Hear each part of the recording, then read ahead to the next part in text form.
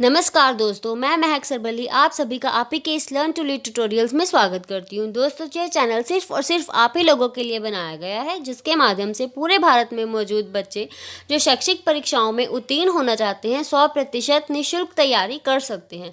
इस चैनल में हम आपको UGC, NET, JRF, CTET, PTET, KVS, NVS, MEd, BEd और इससे संबंधित जितनी भी परीक्षाएं हैं सभी की तैयारी करवा रहे हैं। ठीक है, ये चैनल पूरे भारत में 100% निःशुल्क सोशल एजुकेशनल चैनल है। इसका ज़्यादा से ज़्यादा फ़ायदा उठाने के लिए इसको जितना हो सकता है शेयर कीजिए, इसको लाइक कीजिए और सब्सक्राइब कीजिए, और हमारी डेली अपडेट्स पाने के लिए इसकी बेल बटन दबाना ना भूलिए। आज हम इस चैनल में कर रहे हैं Hindi paper 2 UGC, NET, JRF, CTET, PTET की तैयारी। ठीक है, इसमें हम हिंदी पेपर 2 करेंगे। साथ ही मैं बता दूं, हमारे चैनल में पेपर 1 की भी फुल फ्लैश तैयारी करवाई जा रही है, इसलिए इसको लाइक और सब्सक्राइब ज़रूर कीजिए और इसका बेल बटन दबा दीजिए इसकी डेली अपडेट्स पाने के लिए। हम कर रहे हैं हिंदी। अभी हमने पिछली वीडियोस में किया हिंदी भाषा, उसका उद्भव और विकास, उनका क्रमिक विकास अच्छी तरह से हमने इसको कर लिया।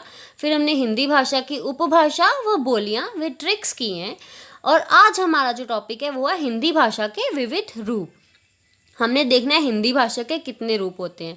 तो दोस्तों, हिंदी भाषा के 4 रूप होते हैं: हिंदी, उर्दू, दक्षिणी और हिंदुस्तानी। ठीक है, इन्हीं 4 रूपों को आज हमने इस वीडियो में अपने करना है। ठीक है फ्रेंड्स, हम सबसे पहले देखते हैं हिंदी। तो हिंदी के बारे में अगर हम देख रहे हैं तो जिस रूप में आज हिंदी भाषा विकसित है वह खड़ी बोली का ही साहित्यिक रूप है। खड़ी बोली का साहित्यिक रूप विकसित होकर हिंदी भाषा बन गया। खड़ी बोली का विकास 19वीं शताब्दी में हुआ था। अमीर खुसरो ने सबसे पहले हिंदी खड़ी बोली में रचना की थी, और जब उन्होंने हिंदी खड़ी बोली में रचना कर दी तो वो क्या बन गई? एक भाषा बन गई हिंदी। उन्होंने अपनी भाषा को हिंदवी कहा।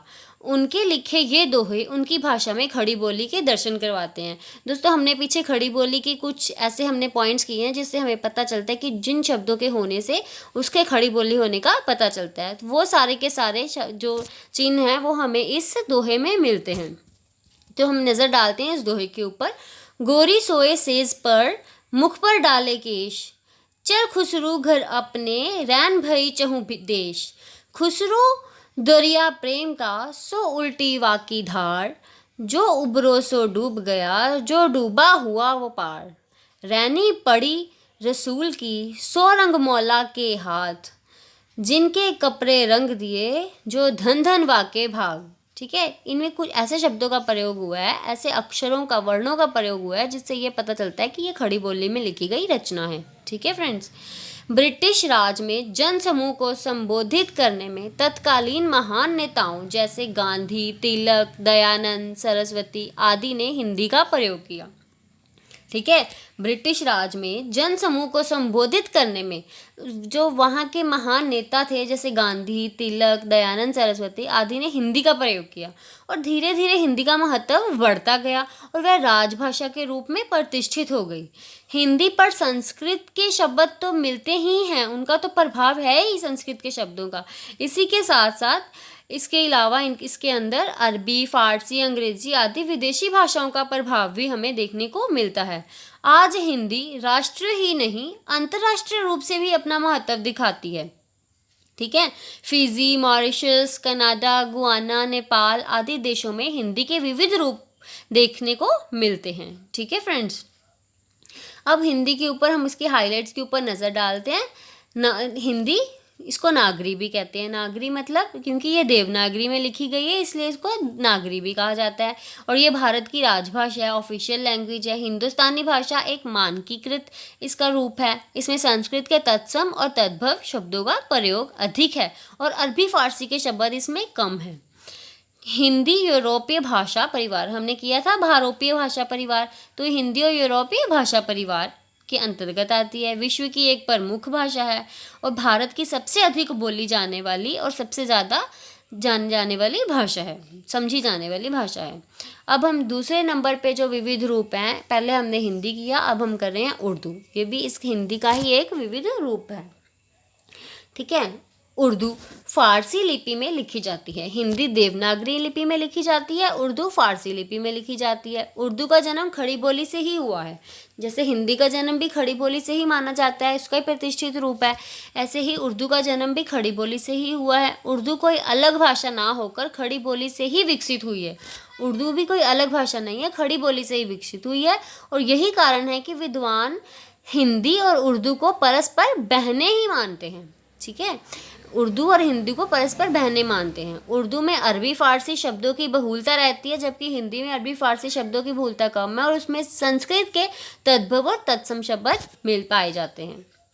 ठीक है, तथा ये फारसी लिपि में लिखी जाती है। ब्रिटिश उपनिवेश काल के पहले ये हिंदू व मुस्लिम दोनों की भाषा थी। ब्रिटिश उपनिवेश काल से पहले ये हिंदू और मुस्लिम दोनों की ही भाषा थी, परंतु ब्रिटिश उपनिवेश के दौरान अंग्रेजों ने हिंदू और मुसलमानों दोनों में ही फूट डाल दी थी, और उर्दू जो थी वो मुस्लिमों को दे दी थी, और हिंदी जो थी वो हिंदू की भाषा को घोषित कर दिया था। उर्दू की प्रारंभिक पुस्तक बानो बहार, जिसका रचनाकाल 18वीं शती है। ठीक है, उर्दू की प्रारंभिक पुस्तक है बानो बहार, जिसका रचनाकाल 18वीं शती है। हॉब्सन जॉब्सन शब्दकोश के अनुसार उर्दू शब्द भारत में बाबर के समय में आया। हॉब्सन जॉब्सन शब्दकोश के अनुसार जो उर्दू शब्द है वो भारत में बाबर के समय में आया, परंतु वास्तव में ये शब्द बाबर के पहले ही तुर्कों के साथ उर्दू रूप में देश में प्रवेश कर चुका था। ठीक है, उर्दू के प्रारंभिक कवियों इब्राहिम, आलिद शाह, मोहम्मद कुली कुतुब शाह, सुल्तान मोहम्मद कुतुब शाह का उदाहरण देकर रामधारी सिंह दिनकर ये सिद्ध करते हैं कि उर्दू का जन्म दिल्ली और आगरा में नहीं बल्कि दक्षिणी भारत में हुआ। उनकी मान्यता है कि दिल्ली और आगरा तो इस्लामी संस्कृत के गढ़ थे, और बाहर से आने वाले मुस्लिम इन्हीं केंद्रों पर ठहरते थे, इसलिए यहाँ फारसी के श्रोता मिल जाते थे। उस कारण कवि या तो ब्रज या अवधी या शुद्ध फारसी में लिखते थे। ठीक है, धीरे धीरे अरबी फारसी और हिंदी का मिश्रित प्रयोग होने लगा और उर्दू भाषा का जन्म हुआ। ठीक है, भारत के संविधान में इसे स्वतंत्र भाषा का स्थान दिया गया है।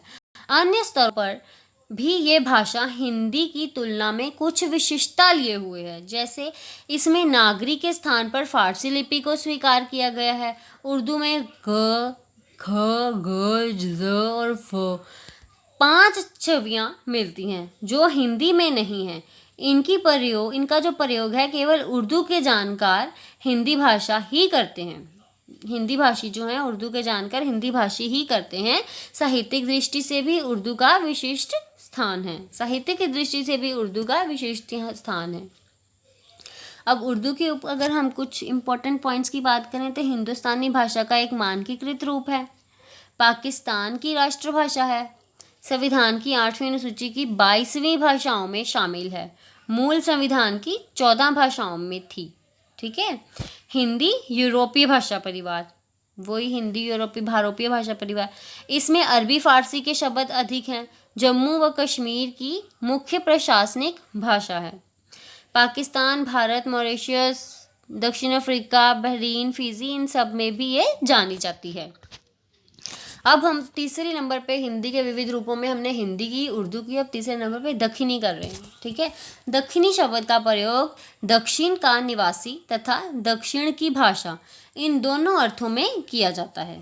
ठीक है, दक्षिणी का प्रयोग दक्षिण का निवासी तथा दक्षिणी की भाषा इन दोनों अर्थों में किया जाता है। भारतीय साहित्य में दक्षिण पथ शब्द का प्रयोग अनेक स्थानों पर मिलता है। भारतीय साहित्य में दक्षिण पथ शब्दों का जो प्रयोग है वो अनेक स्थानों पर मिलता है। भारत में मुस्लिमों के आने के बाद ये दक्षिण पथ ही दक्षिण कहलाया। भारत में मुसलमानों के आने के बाद ये जो दक्षिण पथ था वो ही दक्षिण कहलाया एवं इस प्रदेश की भाषा दक्षिणी कहलाई। दक्षिणी का प्रयोग बीजापुर, गोलकुंडा, अहमदपुर, बरार, मुंबई तथा मध्य प्रदेश तक होता रहा है। इस भाषा के लिए दक्षिणी नाम का प्रयोग पहली बार 17वीं सदी में देखने में आता है। ठीक है, इस भाषा के लिए दक्षिणी नाम का जो प्रयोग है वो पहली बार 17वीं सदी में देखने में आया है। ठीक है, दक्षिणी को स्वतंत्र भाषा ना होकर, दक्षिणी जो है वो कोई स्वतंत्र भाषा ना होकर 14वीं 15वीं सदी की खड़ी बोली हिंदी है। वही खड़ी बोली का ही आ गया, ठीक है। खड़ी बोली का विस्तृत होकर फिर दक्षिणी में आ गई। हिंदी दक्षिणी जो है वो स्वतंत्र भाषा ना होकर 14वीं 15वीं सदी की खड़ी बोली हिंदी है। भारत आने पर सभी मुस्लिमों ने माध्यम भाषा खड़ी बोली को ही स्वीकार किया। जब मुस्लिम भारत आए तो उन्होंने मध्यम भाषा जो थी वो किसको स्वीकार किया? खड़ी बोली को। मुस्लिमों के साथ साथ वहाँ रहने वाले हिंदुओं ने भी इस बोली को स्वीकार किया और इस प्रकार दक्षिण में दक्षिणी पर चलित हो गई, ठीक है। प्रसिद्ध इतिहासकार गारसा दत्तासी दक्षिणी को हिंदी का ही एक अन्य नाम स्वीकार करते हैं। जो गारसा दत्तासी हैं उन्होंने दक्षिणी को हिंदी का ही एक अलग नाम स्वीकार किया है। उनके अनुसार दक्षिण में प्रयुक्त हिंदू मुसलमानों की मिश्रित भाषा ही दक्षिणी है। दक्षिण में जो हिंदू और मुसलमान प्रयोग करते थे भाषा, उन दोनों के मिश्रित भाषा को ही उन्होंने दक्षिणी कह दिया। ग्रियर्सन महोदय भी दक्षिणी को हिंदुस्तानी का ही एक रूप मानते हैं। इसका प्रयोग मुख्य रूप से दक्षिण के मुस्लिम करते हैं, ठीक है। इसका जो प्रयोग है मुख्य रूप से दक्षिण के मुस्लिम करते हैं, ठीक है। तो क्लियर है, इससे हमें ये पता चल जाता है जो दक्षिणी है वो 14वीं 15वीं शताब्दी की खड़ी बोली हिंदी है और मुसलमान जो थे वो उन्होंने अपना माध्यम जात भाषा का था वो खड़ी बोली को अपनाया और हिंदुओं ने भी, वहाँ रहने वाले हिंदुओं ने भी खड़ी बोली को ही अपना माध्यम अपनाया और इस प्रकार दक्षिण में दक्षिणी प्रचलित हो गई। और गारसा दत्तासी का कहना है कि ये हिंदी का ही एक अन्य नाम है। उनके अनुसार दक्षिण में प्रयोग होने वाली हिंदू और मुसलमानों की मिश्रित भाषा जो है वो ही दक्षिणी कहलाई। और ग्रियर्सन महोदय जी ने भी यही कहा है कि दक्षिणी जो है वो हिंदुस्तानी का ही एक रूप मानते हैं और इसका प्रयोग मुख्य रूप से दक्षिण के मुसलमान करते हैं, ठीक है। अब सुनीति कुमार चटर्जी इसे हिंदुस्तानी तो नहीं परंतु उसकी सहोदर भाषा स्वीकार करते हैं। अब जैसे कि ग्रियर्सन जी ने कहा कि ये जो है वो हिंदुस्तानी का ही एक रूप है, ठीक है, हिंदुस्तानी से ही आई है। लेकिन सुनीति कुमार चटर्जी ने इसे हिंदुस्तानी तो नहीं कहा, लेकिन उन्होंने कहा कि उसका ही सहोदर भाषा स्वीकार करते हैं। सहोदर मतलब उसी से ही उत्पन्न हुई भाषा कह सकते हैं। रामविलास शर्मा दक्षिणी को खड़ी बोली का ही एक विशिष्ट रूप मानते हैं। डॉक्टर भोलेनाथ तिवारी इसे प्राचीन खड़ी बोली मानते हैं और मलिक मोहम्मद भी डॉक्टर तिवारी के मत से सहमत हैं, वो भी इसे प्राचीन खड़ी बोली ही मानते हैं। दक्षिणी भाषा में खड़ी बोली के अतिरिक्त ब्रज, हरियाणी, मेवाती, पंजाबी तथा कुछ अवधी के भी रूप पाए जाते हैं। इसका तात्पर्य ये नहीं है कि दक्षिणी इन सभी भाषाओं और बोलियों से प्रभावित है, बल्कि इन सभी बोलियों का विकास एक साथ हुआ है, ठीक है। दक्षिणी भाषा में गद्य एवं पद्य दोनों ही विधाओं से साहित्य की पर्याप्त मात्रा में रचना हुई है दक्षिणी भाषा में। और 15वीं से लेकर 18वीं सदी में दक्षिणी को बहमनी वंश तथा अन्य राजाओं का आश्रय प्राप्त होने के कारण इस भाषा में साहित्य लेखन को काफ़ी बल मिला। और दक्षिणी का प्रारंभिक साहित्यकार जो था वो ख्वाजा बंदा नवाज गेसुदराज को माना जाता है। दक्षिणी का जो प्रारंभिक साहित्यकार है वो ख्वाजा बंदा नवाज गेसुदराज को माना जाता है। इनकी रचना मिराजुल आशिकीनी दक्षिणी गद्य का प्रथम उदाहरण है, ठीक है। दक्षिणी दक्षिण की भाषा होने के कारण दक्षिणी कहलाई और इसकी लिपि उर्दू के समान फारसी लिपि है। दक्षिणी की जो लिपि है वो उर्दू के समान फारसी लिपि है। इसे गुजरी भी कहते हैं क्योंकि दक्षिणी का गुजरात में प्रयुक्त होने वाला रूप गुजरी भी कहा जाता है। इसमें अरबी फारसी के अतिरिक्त गुजराती शब्द भी मिलते हैं, ठीक है। अब हम बात करते हैं चौथी और आखिरी विविध रूप की, वो है हिंदुस्तानी। हमने किया हिंदी, फिर किया उर्दू, फिर किया दक्षिणी और अब हम कर रहे हैं इसका चौथा रूप, वो है हिंदुस्तानी। हिंदुस्तानी शब्द का प्रयोग एक शैली के लिए होता रहा है। 17वीं शताब्दी में इस रूप में हिंदुस्तानी का पहला प्रयोग स्वामी प्राणनाथ में मिलता है, ठीक है। यूरोपीय यात्री, ईसाई, पादरी और अंग्रेज कालीन सरकारी कर्मचारी हिंदी से अधिक हिंदुस्तानी शैली का प्रयोग करते थे, ठीक है। कौन करते थे? यूरोपीय यात्री, ईसाई, पादरी और अंग्रेज कालीन सरकारी कर्मचारी जो थे वो हिंदी से ज़्यादा हिंदुस्तानी शैली का प्रयोग करते थे और 1800 ईस्वी तक यही स्थिति स्वीकार्य रही। 1800 ईस्वी में फोर्ट विलियम कॉलेज की स्थापना हुई और वहाँ हिंदुस्तानी विभाग की स्थापना की गई। फोर्ट विलियम कॉलेज में हिंदुस्तानी विभाग की स्थापना की गई थी। फोर्ट विलियम कॉलेज के प्राचार्य जॉन गिलक्राइस्ट ने इसे ग्रामीण हिंदी तथा उर्दू दो रूपों में ग्रहण किया था। ग्रामीण हिंदी तथा उर्दू दो रूपों में ग्रहण किया था और फोर्ट विलियम कॉलेज में हिंदुस्तानी के नाम पर उर्दू पढ़ाई जाती थी। ठीक है फ्रेंड्स। और 19वीं शताब्दी में यूरोपीय विद्वानों द्वारा लिखे गए सभी हिंदुस्तानी कोश उर्दू के ही कोश हैं। हेनरी यूल तथा बर्गेल कृत प्रसिद्ध कोश हॉब्सन जॉब्सन में भी हिंदुस्तानी ज़बान को उर्दू ही कहा गया है। हॉब्सन जॉब्सन में हिंदुस्तानी ज़ुबान को उर्दू ही कहा गया है। 17वीं शताब्दी में जब पुर्तगाली हिंदुस्तान में व्यापार के लिए आए थे तो उन्होंने देश की भाषा देश के नाम इंदोस्तान के आधार पर इंदोस्तानी रखा। अंग्रेजों ने इसे ही हिंदुस्तानी रूप में ग्रहण किया। डॉक्टर सुनीति कुमार चटर्जी ने भी इसका प्रयोग 17वीं शताब्दी के प्रारंभ से ही स्वीकार किया है। डॉक्टर भोलानाथ तिवारी ने इसे 15वीं शताब्दी से पहले का स्वीकार करते हैं। और बाबर की आत्मकथा तुजुके बाबरी में भी हिंदुस्तानी शब्द का उल्लेख मिलता है। हिंदुस्तानी के सबसे प्रबल समर्थक एवं प्रचारक महात्मा गांधी की मान्यता थी कि हिंदुस्तानी वह भाषा है जिसको उत्तर में हिंदू व मुसलमान बोलते हैं। जिसको उत्तर में हिंदू और मुसलमान बोलते हैं वो हिंदुस्तानी है। ठीक है, जैसे दक्षिण में जो बोलते थे दक्षिण में वो दक्षिणी है, उन्होंने बोल दिया जो उत्तर में हिंदू और मुसलमान बोलते थे वो हिंदुस्तानी है, जो नागरी अथवा फारसी लिपि में लिखी जाती है।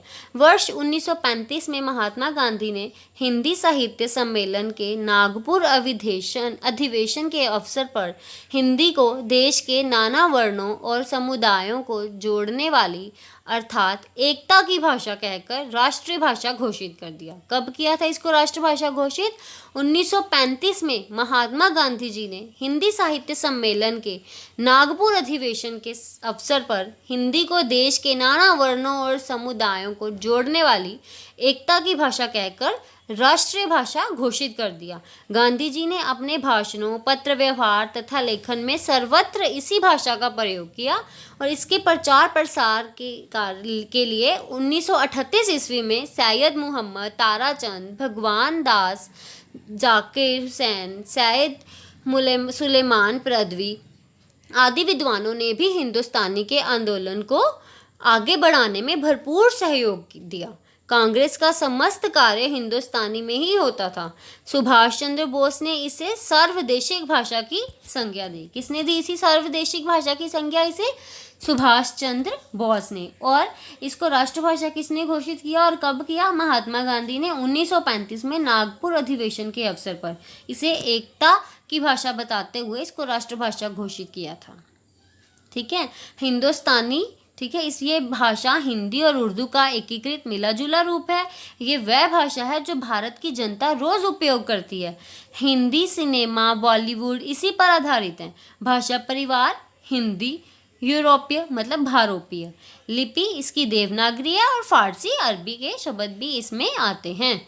ठीक है, तो थैंक यू फ्रेंड्स। हमने जो आज किया वो था हमारा हिंदी के विविध रूप। अब नेक्स्ट हम अपनी वीडियो लेके आएंगे और इससे नेक्स्ट टॉपिक लेके आएंगे। इसको आप अच्छे से देखिए और इसको अच्छे से पढ़िए। कोई भी प्रॉब्लम हो कमेंट बॉक्स में पूछ सकते हैं। Thanks for watching. Please like, share and subscribe our channel.